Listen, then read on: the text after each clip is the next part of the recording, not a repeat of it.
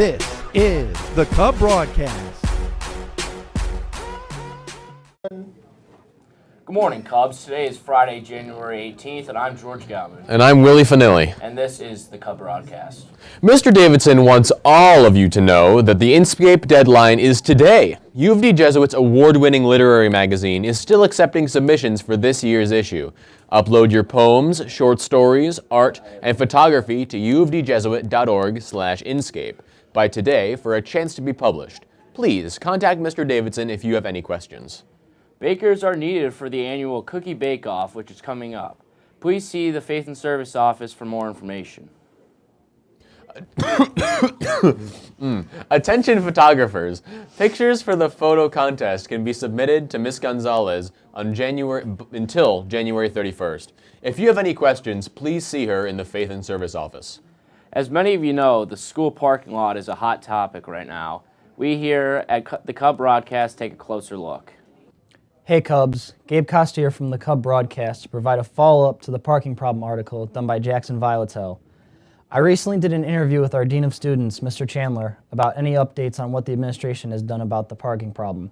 Here's what he had to say about it. Hey Cubs, Gabe Costa here with Mr. Chandler to ask him a few questions about the parking article that Jackson Violetel did. So, on the numbers that were in his article, were those the official numbers that were given out, or were those just like kind of guesstimate numbers?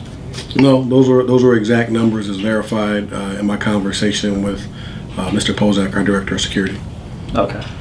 So, I know that there were that the amount of parking passes that were handed out was like more than the amount of spaces that are at the school. So, one question that I have is, has there ever been like the consideration for like more parking spaces on the school property, or has that not ever been in the talks?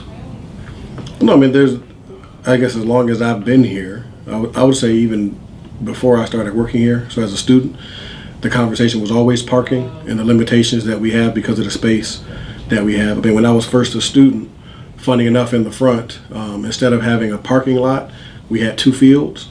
And I want to say maybe between my sophomore and junior year, they totally tore up one of those front fields and turned it into what currently is the front parking lot. Going forward, though, we've had conversations about potentially using this other space for parking. However, we also have a great need for field space for practices and things of that nature. And so up until now, we entertain a lot of options. But one thing we always remain sensitive to is our neighbors' requests. So our neighbors aren't really big fans of us allowing our students to park in front of their homes, because then they can't have friends over or it's an inconvenience to them. Outside of that, we just have space limitations. And so ultimately, we found that our system right now is the best system that we have. I think one of the big differences, though, the issue this year, we always issue more passes than we have spaces for. So it's kind of formulaic in many respects, because you don't expect every single student who's driving age with a license to drive to school every day.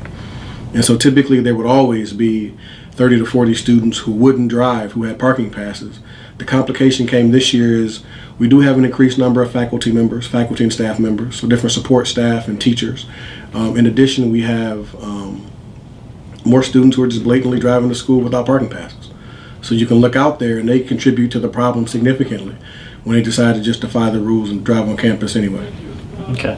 So to go back to how you try to stick with the request of the neighbors around you, would that have a lot to do with how there's a lot of push for not parking on the streets outside of the school, or? Yeah, I mean, our decision, our rule that's in the handbook about you all not parking in the neighborhood, it isn't just because we want to be old curmudgeons, but it's about student safety.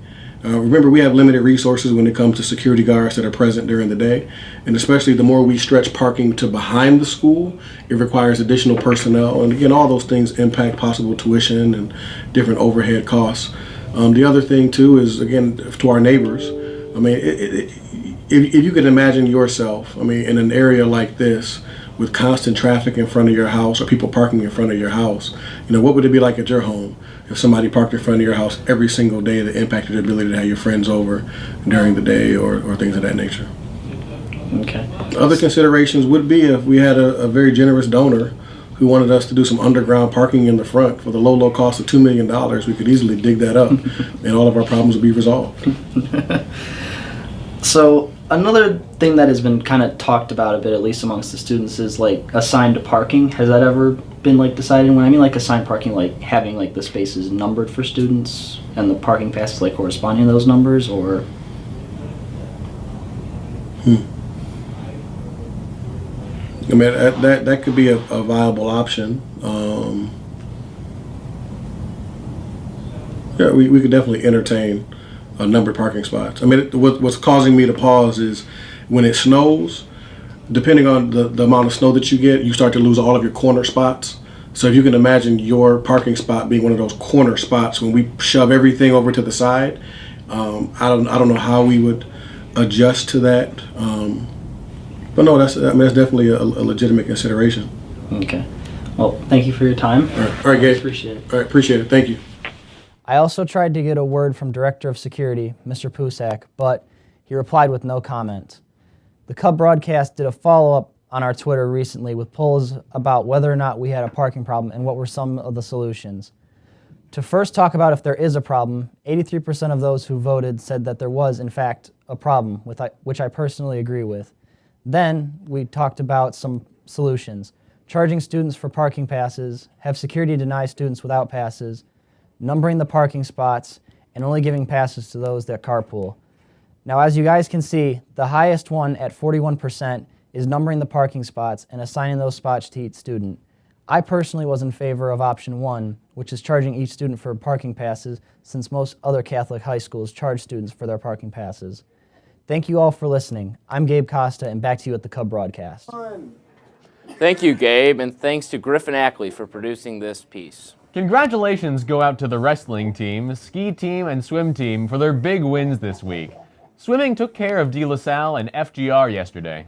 Come to the Celtic Club special showing of Braveheart today. For more questions, see James O'Leary or Finn Boyle. The Lost and Found will be cleaned out today. Please stop by to see if anything belongs to you.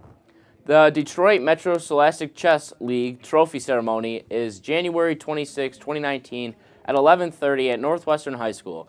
Let's support our undefeated chess team as they are awarded the first place trophy and named city champions.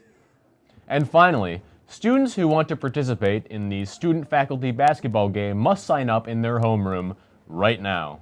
Thank you for watching today's Cub broadcast. I'm George Gauman. And I'm wondering where my body went.